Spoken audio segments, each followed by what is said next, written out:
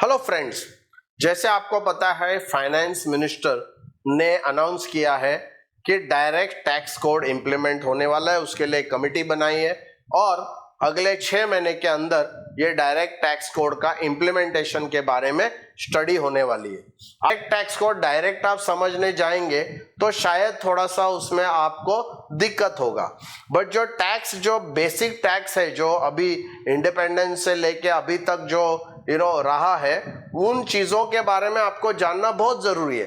Because वो जानेंगे तो डायरेक्ट टैक्स कोड में क्या बदलाव हो रहा है, किसकी जगह बदलाव हो रहा है, वो सब आपको जानकारी होगी। तो वजह से हमने आपको ये पूरा इनकम टैक्स का जो फ्लो है स्टार्ट टू एंड एकदम बेसिक लेमैन लैंग्वेज में आपको जैसे समझे उस प्रकार से आपको ये एक्सप्लेन करने के लिए हम ये वीडियोस बना रहे हैं।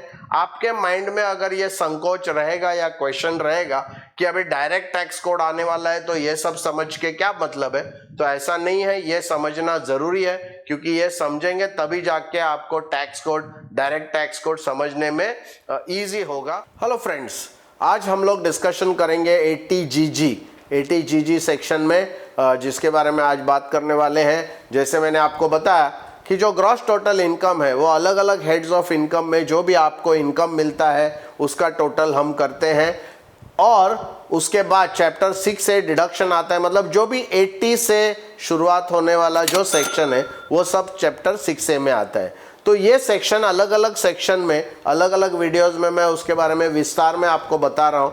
वो डिडक्शन को टोटल जब आप करते हैं, मतलब सब 80 का, 80C का, 80CCD, 80GG, 80U, 80R जो भी है वो सब सेक्शन का जब आप टोटल करते हैं उतना अमाउंट आपके ग्रॉस टोटल इनकम से माइनस हो जाता है। मतलब आपका इनकम जो चैप्टर 6 से है वो आपकी इनकम को घटा देता है, और उस इनकम मतलब सब डिडक्शन लेने के बाद जो भी फिगर आता है उसको हम टैक्सेबल इनकम कहते हैं। तो दोस्तों ये एक छोटा बैकग्राउंड के साथ हम लोग शुरू करते हैं कि 80GG क्या है। दोस्तों आपने अगर देखा रहेगा पुराने जो पहले वाले जो वीडियोस मैंने आपको बताया था उसमें एक हमने HRA के रिलेटेड आपको एक डिडक्शन के बारे में बताया था कि अगर आप सैलरीड एम्प्लॉय हो और अगर आपको HRA नाम का अगर अलाउंस मिलता है और अगर आप रेंटल पे रह रहे हैं तो आपको रेंट कितना मिल रहा है, रेंट आप कितना पे कर रहे हैं उसके बेसिस पे आपको HRA में डिडक्शन मिलता है। मतलब उतना आपका इनकम घट जाता है, कम हो जाता है। तो सिमिलरली वो सैलरीड वाले लोगों के लिए था जिसको HRA मिलता है। बट अभी और एक चीज अगर हम देखेंगे, बहुत सारे ऐसे लोग हैं, जरूरी नहीं है कि जो सिर्फ सैलरीड है वो लोग रेंट पे रहते हैं।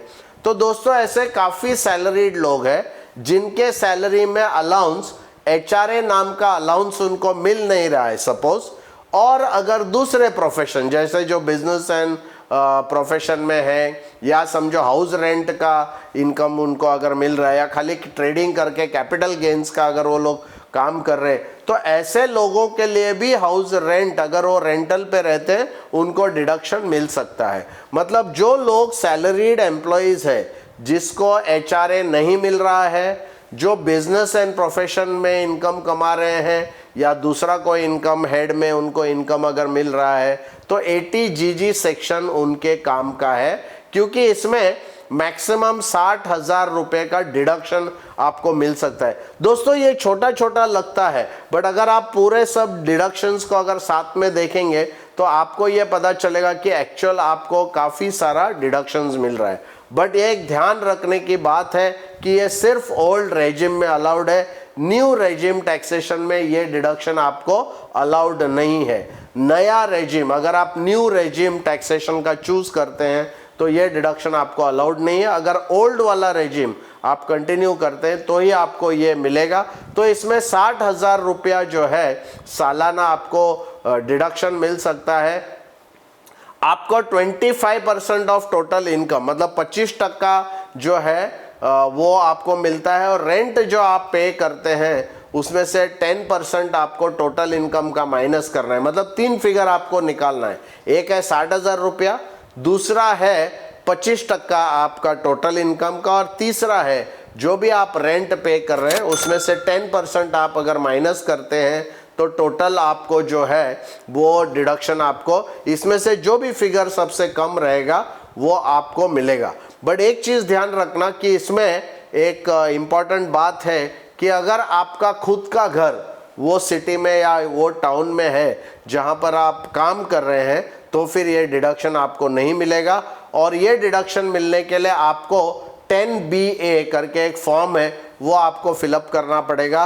वो फॉर्म फिलअप करेंगे तो ही फिर ये आपको डिडक्शन मिल सकता है। तो दोस्तों ये जो डिडक्शन है ये सिर्फ ओल्ड रेजिम वाले लोगों के लिए है, न्यू रेजिम में ये मिलता नहीं है। मैक्सिमम 60,000 रुपया या वो कम भी हो सकता है अगर आपका रेंट आपने कम भरा है, क्योंकि रेंट माइनस 10% ऑफ इनकम या आपका टोटल इनकम का 25% या 60,000 रुपया, ये तीनों में से जो सबसे कम फिगर है वो आपको डिडक्शन मिलेगा।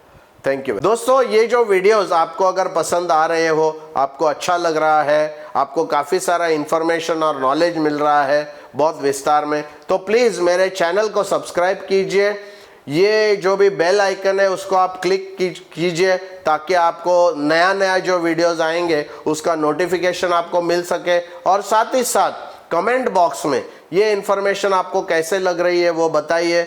और साथ ही साथ आपके मित्रों को, आपके रिलेटिव्स को हमारा जो वीडियो है वो फॉरवर्ड कीजिए ताकि वो लोग भी अपना टैक्स कैलकुलेशन करके टैक्स को बचा सके। Thank you.